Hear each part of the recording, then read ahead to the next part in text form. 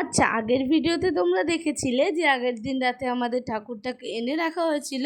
যেহেতু খুব বৃষ্টির কারণে আমাদের রাতেই ঠাকুরটা আনতে হয়েছে, কোনো উপায় ছিল না, সারাদিন এত বৃষ্টি হয়েছে। তো আজকে সকাল সকাল উঠে একদম রেডি হয়ে গেছি পুজো দিতে, ঠাকুরমশাইও চলে এসছে আর মার অধিবাসও হয়ে গেল। এবার দেখো আমরা অঞ্জলি দিতে বসেছি।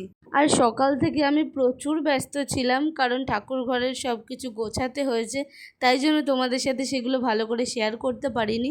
যতটুকু ভিডিও করতে পেরেছি ততটুকুই তোমাদের সাথে শেয়ার করছি।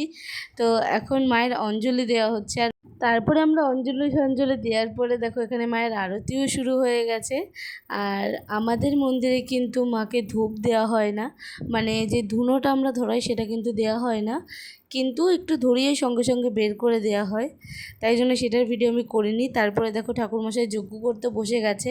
আর আমাদের এই বাড়িতে কিন্তু একটা নিয়ম আছে, যজ্ঞ না হলে ততক্ষণ কিন্তু আমাদের বাড়িতে আগুন জ্বলবে না বা রান্না হবে না। তাহলে আমাদের বাড়ির পুজো তোমাদের কেমন লাগলো অবশ্যই জানিও। দেখা হচ্ছে নেক্সট ভিডিওতে, ততক্ষণের জন্য টাটা।